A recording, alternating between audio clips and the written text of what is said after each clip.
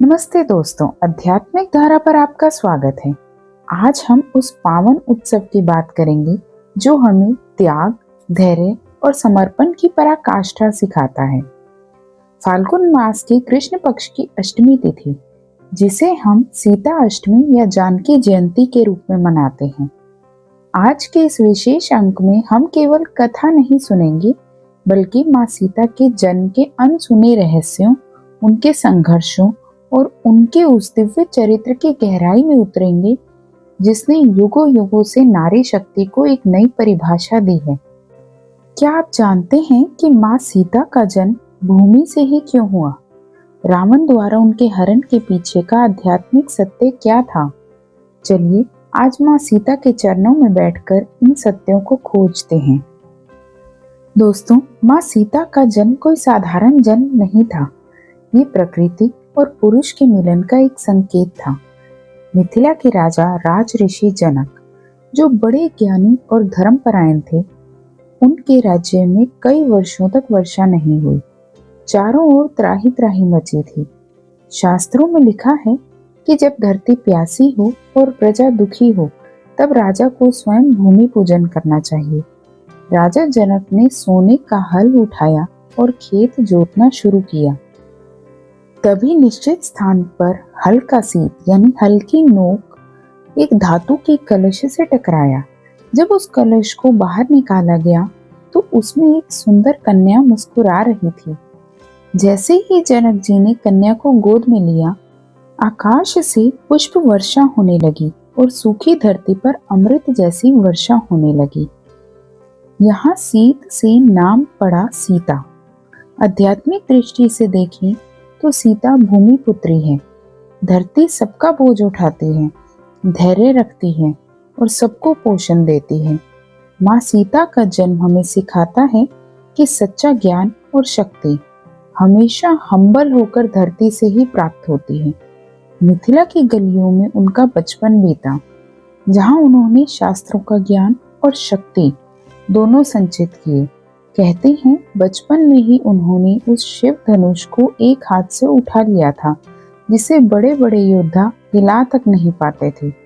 यहीं से उनकी दिव्यता का परिचय मिलने लगा था। माँ सीता और श्री राम का विवाह केवल दो व्यक्तियों का मिलन नहीं, बल्कि मर्यादा और शक्ति का संगम था। स्वयंवर की शर्त कठिन थी, लेकिन श्री राम ने बड़े ही सहज ढंग से शिव धनुष को प्रत्यंचा चढ़ाते समय तोड़ दिया। जानकी ने राम के गले में वरमाला डाली और अयोध्या की बहू बनी। लेकिन असली परीक्षा तब शुरू हुई जब राजा दशरथ ने राम को 14 वर्ष का वनवास दिया।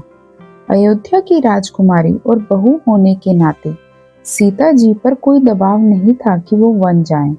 राम ने उनसे कहा, सीता, वन का रास्ता कांटों भरा है, वहां राक्षस हैं, वापसी की कोई गारंटी नहीं।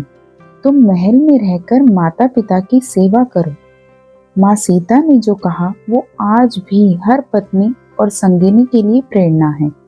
उन्होंने कहा, हे नाथ, जहाँ सूर्य है वहाँ धूप होगी, जहाँ चंद्रमा है वहाँ चांदनी होगी। राम के बिना सीता का कोई अस्तित्व नहीं। अगर आप कांटों पर चलेंगे तो मैं उन कांटों को अपने आंचल से ढक लूंगी। उनका ये निर्णय दिखाता है कि उनके लिए सुख सुविधा से बढ़कर कर्तव्य और प्रेम था। उन्होंने राजमहल के रेशम त्याग कर वृक्ष की छाल पहनी।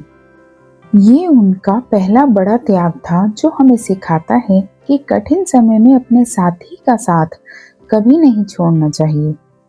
लंका में बिताया गया समय माँ सीता के लिए सबसे कठिन था। रावण ने उन्हें हर तरह का लालच और डर दिखाया, लेकिन सीता जी ने एक तिनके को अपना कवच बनाकर और हमेशा राम के ध्यान में मग्न रही। जब रावण का वध हुआ, तब आई अग्नि परीक्षा। दोस्तों, आधुनिक युग में लोग इसे सीता का अपमान मानते हैं, लेकिन आध्यात्मिक सच्चाई कुछ और है। अग्नि परीक्षा दरअसल माया की सीता और असली सीता का आदान प्रदान था। अग्नि ने केवल उस पवित्रता को प्रमाणित किया जो पहले से ही विद्यमान थी। लेकिन कथा यहाँ खत्म नहीं होती। अयोध्या लौटने के बाद एक धोबी के वचनों के कारण राम ने लोक मर्यादा के लिए सीता का त्याग किया। एक गर्भवती स्त्री का त्याग, सोचिए उन पर क्या बीती होगी। लेकिन माता सीता ने राम को कोसा नहीं। उन्होंने ऋषि वाल्मीकि के आश्रम में एक तपस्विनी का जीवन जिया। उन्होंने लव और कुश को ऐसे संस्कार दिए कि उन्होंने अश्वमेध का घोड़ा पकड़कर पूरी सेना को हरा दिया। जब अंत में श्री राम ने उन्हें वापस स्वीकारने के लिए फिर से एक परीक्षा मांगी, तब माता सीता ने दिखा दिया कि उनका स्वाभिमान सबसे ऊपर है। उन्होंने धरती माता से कहा, अगर मैं मन, वचन और कर्म से पवित्र हूँ तो मुझे अपनी गोद में जगह दो।